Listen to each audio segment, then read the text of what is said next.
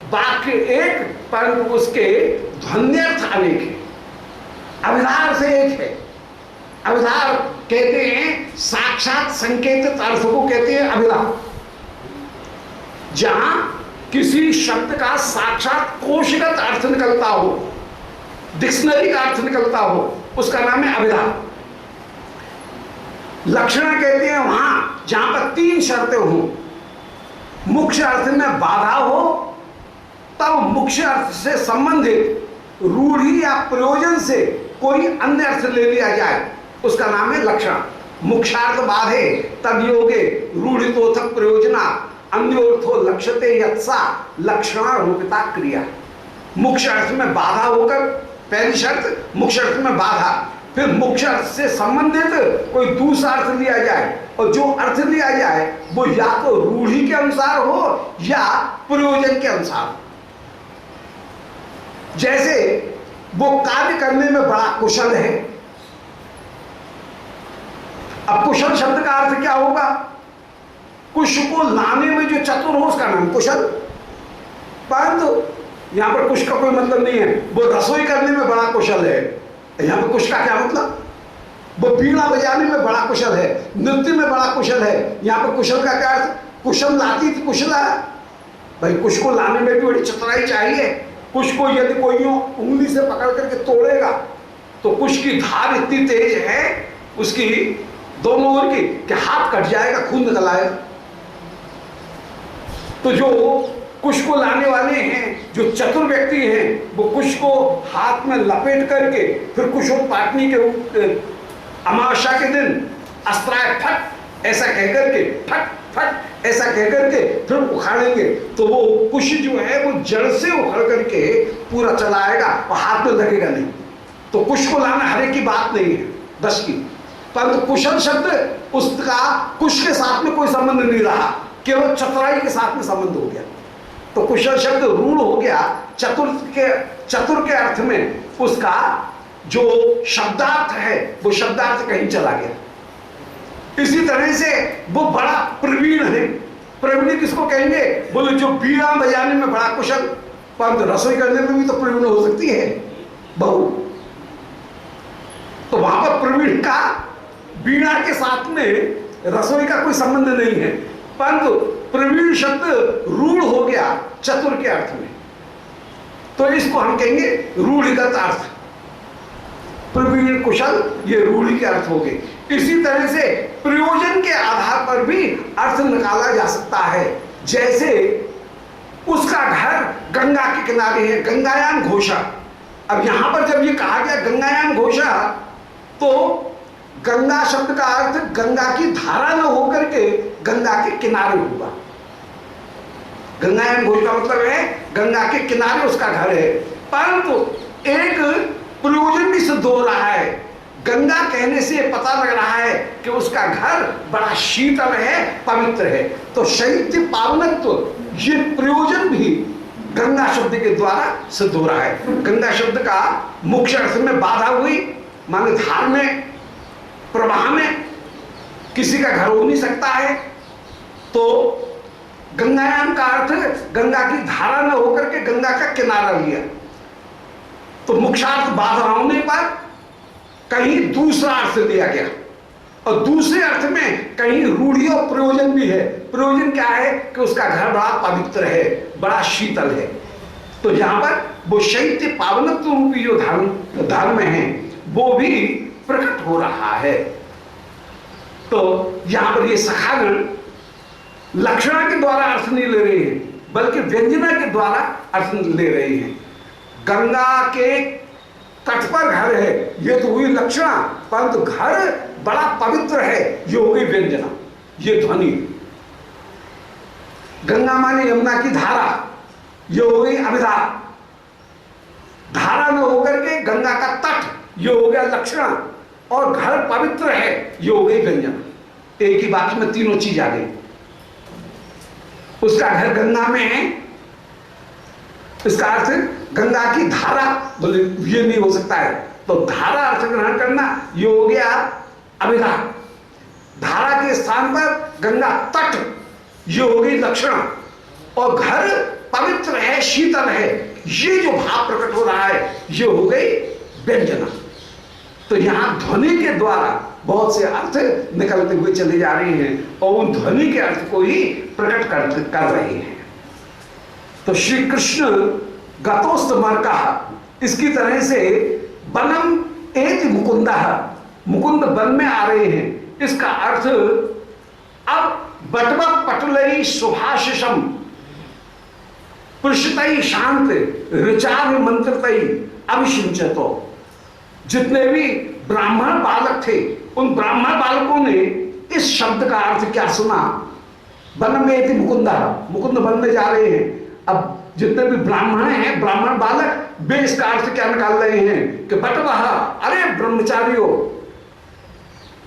पटलई सुभाषिषाम पृष्ठतई, तुम सुंदर आशीर्वाद देते हुए, पृष्ठतई माने सुंदर जल के छींटे देते हुए, पृष्ठ माने जल के बिंदु, उनसे युक्त होकर के शांत ऋचाभ मंत्रतई, शांति की जो ऋचा है वो शांत पाठ करते हुए, ऋचाओं को बोलते हुए अभिषिंचतो, अब कृष्ण के ऊपर तुम जल के छींटे देते हुए विराजमान हो। सुंदर मंत्र बोल करके कृष्ण के ऊपर ऋचाओं से पवित्र जो मंत्र हैं उन मंत्र से छींटा देते हुए विराजमान हो और उनके मार्ग को पवित्र करते हुए तुम मार्ग को प्रशस्त करो।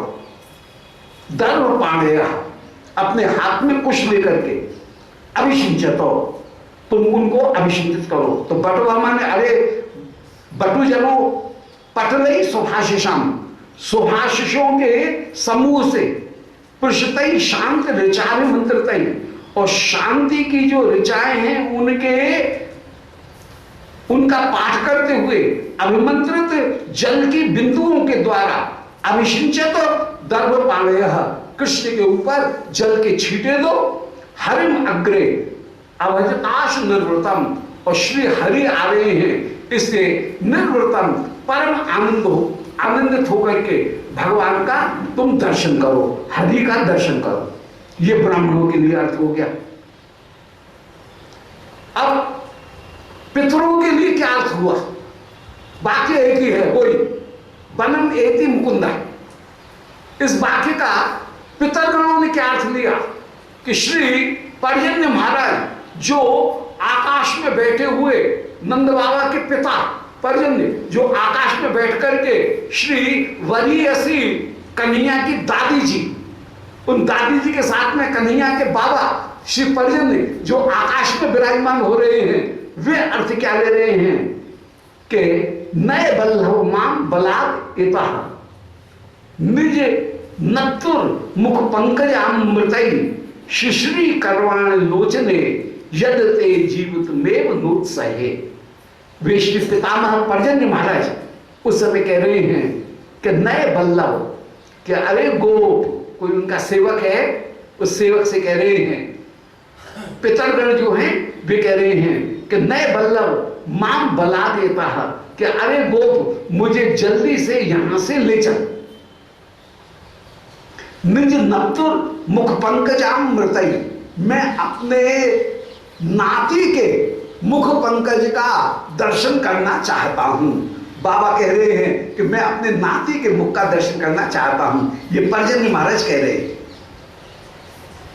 तो निज नत्तु माने अपने नाती के मुख पंकजाम मृतई, उसके मुख पंकज के अमृत से, मुख पंकज की शोभा से शिश्री करवाण लोचने, मैं अपने नेत्रों को शीतल करूंगा।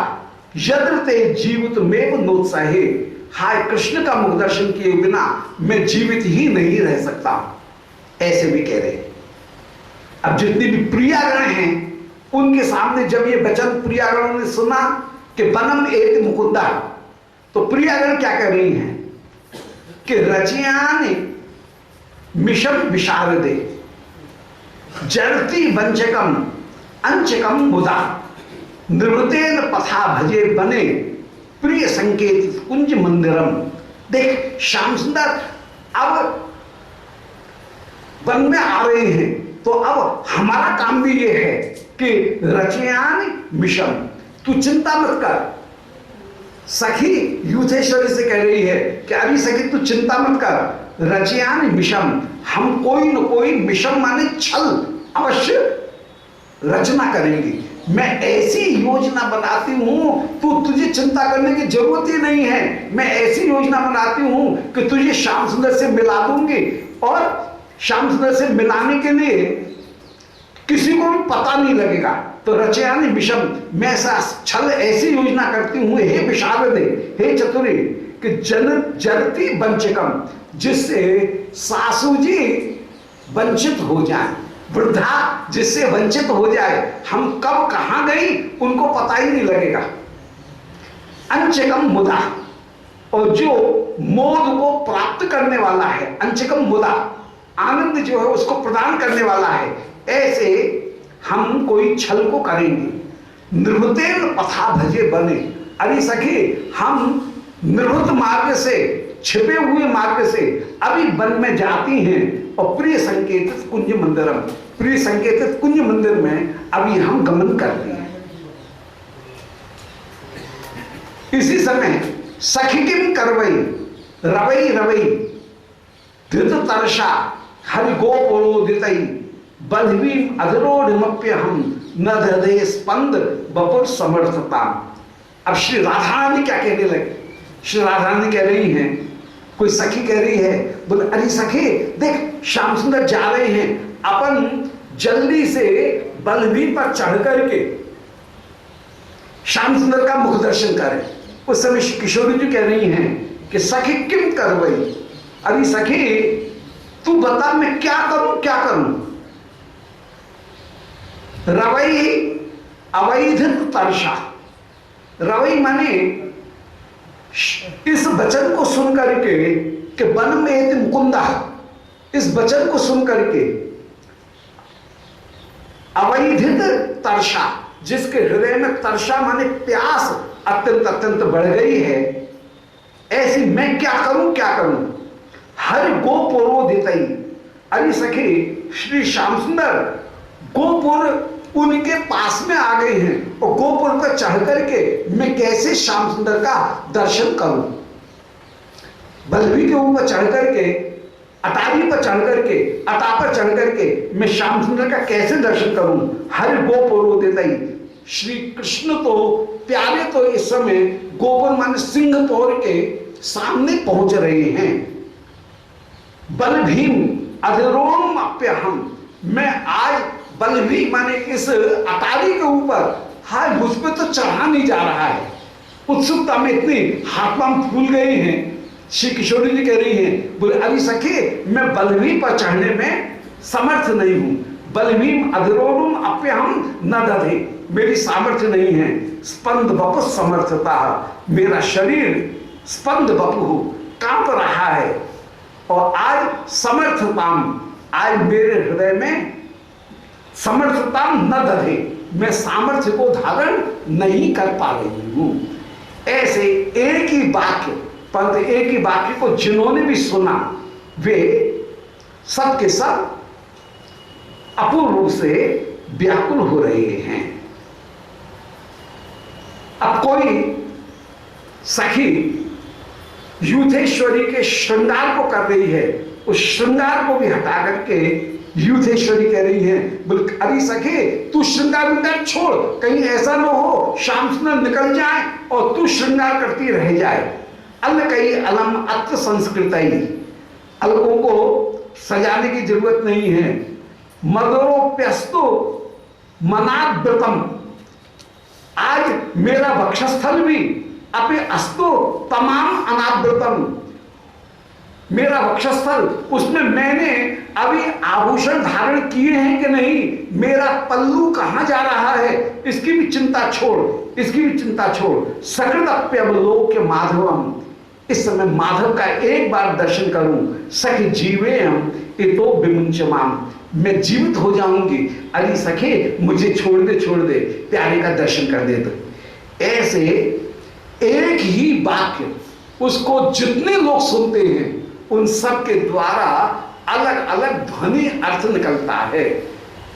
यही है ध्वनि, कि जहां पर मोक्षार्थ न होने पर भी, लक्षार्थ न होने पर भी जो मोक्ष और माने अभिधा और लक्षण इनसे भिन्न अर्थ को जो प्रकट करे उसका नाम है व्यंग्यार्थ। उस व्यंग्यार्थ को प्रकट करते हुए विराजमान। अब कोई कोई विद्वान ये कहते हैं कि व्यंग्यार्थ में भी यत्पर शब्द शब्दार्थ तात्पर्यार्थ एक अलग से लेना चाहिए, परंतु कुछ लोग कहते हैं तात्पर्यार्थ की आवश्यकता नहीं है, व्यंग्यार्थ के द्वारा ही सब निकल जाएगा। परंतु पौराणिक जन ये विशेष रूप से कहते हैं कि नहीं, तात्पर्यार्थ जो है वो तात्पर्यार्थ को भी ग्रहण। तो यहाँ पर ये तात्पर्यार्थ ही प्रकट किए जा रहे हैं, जिसका जैसा परिवेश उसके हिसाब से वही अर्थ ग्रहण करते हुए वो विराजमान हो रहा है। ऐसे श्री कृष्ण की गोचारण करते समय जो दर्शन करने की उत्सुकता, उस उत्सुकता का यहाँ वर्णन कर रहे हैं। तो आज विरह नामक अयोग नामक जो भाव है, उस अयोग भाव में उत्सुकता नामक संचारी भाव का यहाँ विशेष रूप से वर्णन किया जा रहा है। माने श्री कृष्ण के प्रेम के दो भाग हैं, एक भाग है योग, एक है अयोग। अब यहाँ पर अयोग की स्थिति में जो उत्सुकता है, उस उत्सुकता का विशेष रूप से यहाँ ये वर्णन चल रहा है। अब श्री ठाकुर जी जैसे आप पहुंचे यशोदा जी कन्हैया को रोक करके, अब जैसे कन्हैया की रक्षा करेंगे, कन्हैया को नृसिंह यंत्र, राखी, रक्षा तिलक इनके द्वारा कन्हैया की रक्षा करते हुए वात्सल्य को प्रकट करेंगे, उस भाव को और श्री यशोदा की जो प्रीति है उसको आगे प्रकट करेंगे।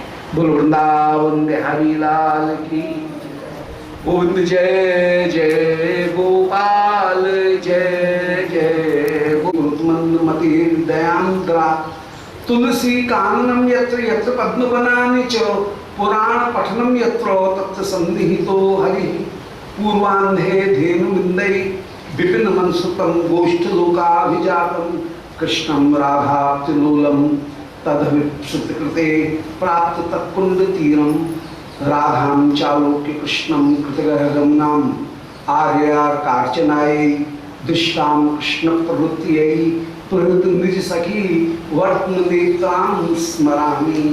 बोलो वृंदावन बिहारी लाल की जय।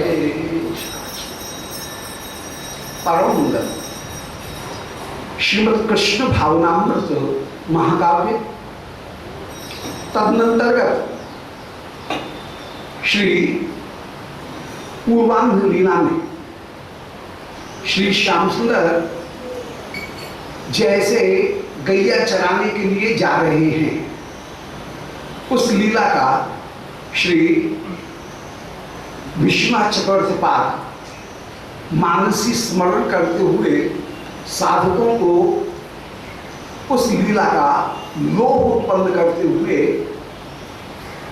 लीला दर्शन की अभिलाषा उनके हृदय में उत्पन्न कर रही हैं। और सेवा श्री किशोरी जी की जैसे की जाए, श्याम सुंदर की जैसे की जाए, उस लीला का वे चिंतन करते हुए विराजमान।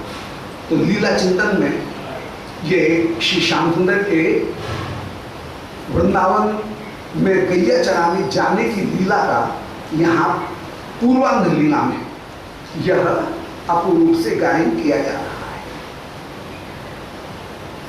श्री किसी गोप ने ये घोषणा की कि श्री मुकुंद वन को जा रहे हैं। अब इस वाक्य को जितने लोगों ने सुना, अपने अपने भाव के अनुसार तात्पर्य अर्थ में उतने ही अर्थ सबने अलग अलग लगाए।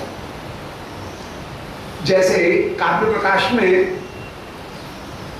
गतोस्तमर कहा, ये जो वाक्य है, इस वाक्य का जितने भी श्रोता हैं वे अपने अपने हिसाब से अलग अलग अर्थ लगा रहे हैं। विद्यार्थी कह रहा है कि अब पढ़ने में मन नहीं लग रहा है, गुरु जी पढ़ाई बंद करो। ब्रह्मचारी कह रहा है कि अब हमें सायंकालीन अग्निहोत्र करना है, गतोस्तमर का अर्थ उसके लिए ही होगा। अभिसार का ये कहेगी कि जल्दी से अपने काम को दूर करके मैं अपने प्रिय से मिलने के लिए चली जाऊं। ग्वालिया ये कहेगा कि जल्दी से गोदोहन का जो कार्य है वो पूरा कर लिया जाए।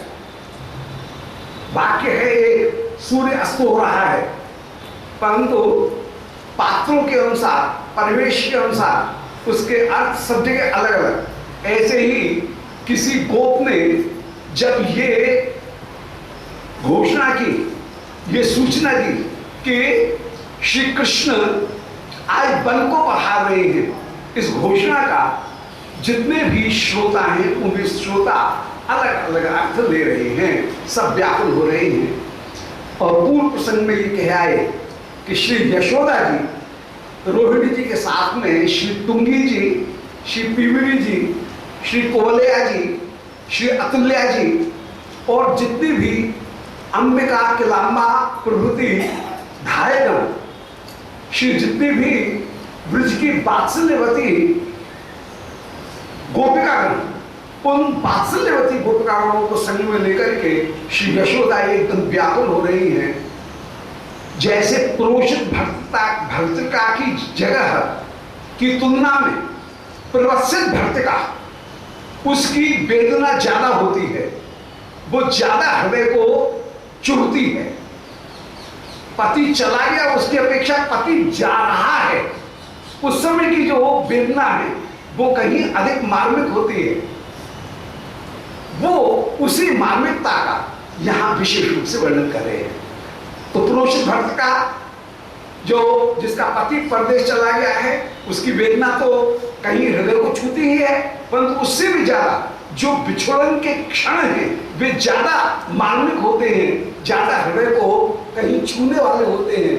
इसी तरह से श्री कृष्ण जब गैया चराने के लिए जा रहे हैं, उस समय इन ब्रज गोपिकागणों को, श्री यशोदा को जो पीड़ा हो रही है, जो व्याकुलता है, वो व्याकुलता, बिछुड़न की जो व्याकुलता, वो नई नई व्याकुलता अत्यंत अत्यंत हृदय को छू लेने वाली है, हृदय को व्याकुल, हृदय में प्रभाव डालने वाली अतिशय होकर के विराजमान।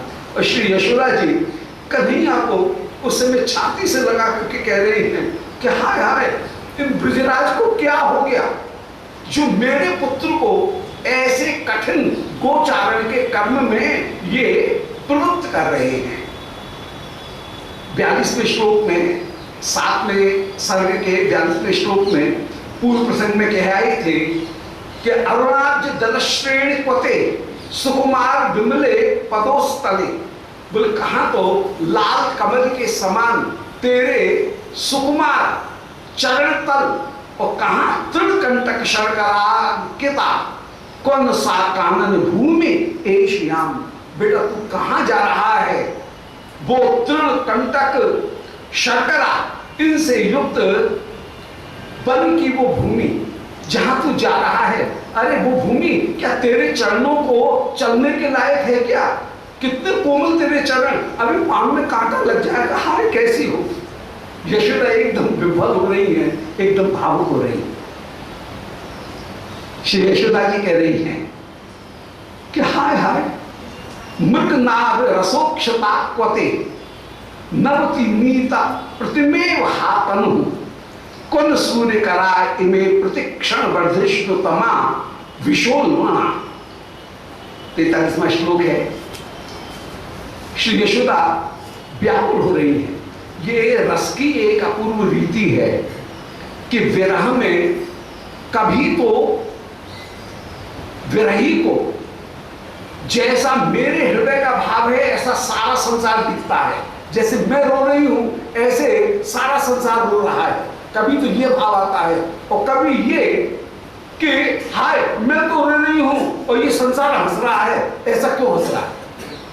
लोक काव्य में 12 मासा षड ऋतु वर्णन, इनके लोक काव्य को देखें तो वहां पर लोक काव्य में ये दोनों ही पद्धति, लोक संस्कृति का भी वर्णन, जैसे होली का अवसर है, वो कह रहे हैं बोले हाय देखो सारी गोपी चाचर खेल रही हैं, आनंद से होली खेल रही हैं और मैं यहां प्यारे के वियोग में जलती हुई विराजमान हूं। तो विरोध संसार में तो आनंद है, मेरे हृदय में यहाँ पर पतझड़ हो रहा है। तो कभी समझ के बसंत और मेरे हृदय में पतझड़, ये विरोध दिखेगा। कभी हाय मुझे ऐसा लगता है कि जैसे होली भी लगाई गई है, मानो मेरे हृदय में ही होली लगा दी गई है, ये साम्य। तो कभी साम्य कभी वियोग, इन दोनों ही पद्धतियों में प्रकृति के और समाज के संपूर्ण उत्सव के साथ में संगति बैठाते हुए चलना, कभी विसंगति को प्रकट करना और कभी संगति को प्रकट करना, ये दोनों जैसे परम परम कल्याण में होकर के विराजमान रस की पद्धति है, इसी प्रकार यहां पर भी रस की पद्धति में श्री यशोदा जी वो कहीं विसंगति दिखाते हुए वर्णन कर रही हैं कि कहां तो कन्हैया बेटा तेरे कोमल चरण और कहां वृंदावन की कठोर भूमि, हाय तू क्यों जा रहा है, ये विसंगति उसको दिखा रही है। प्यारे अरे बेटा तेरा, अरे प्रिय, अरे बेटा प्रिय क्या कृष्ण, मृगनाभ रसोक्षता क्वते नवनीत प्रतिमेव हातनु, तेरा तनु तेरा श्रीअंग कैसा है, मानो मृगनाभि रस, कस्तूरी मृग के नाभि से निकाला गया जो कस्तूरी, उस कस्तूरी का मर्दन किया हुआ जैसे तेरा शरीर हो।